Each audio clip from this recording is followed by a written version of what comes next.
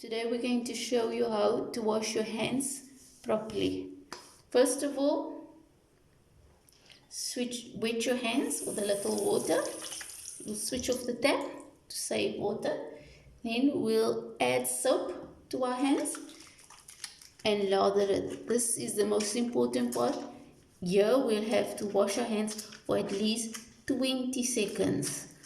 Some say it's as long as you take to sing happy birthday. I don't think we'll sing happy birthday today. But we'll lather our hands, wash our nails in between them, round and round. That's more or less 20 seconds. My hands are nicely lathered. I go up to my wrists. Now I'll switch on the tap. There we go. And rinse it well. Rinse all that soap off your hands. And once it's clear of soap, we'll switch off the tap. We'll dry our hands. Hope that this video helped you in instructions in washing hands.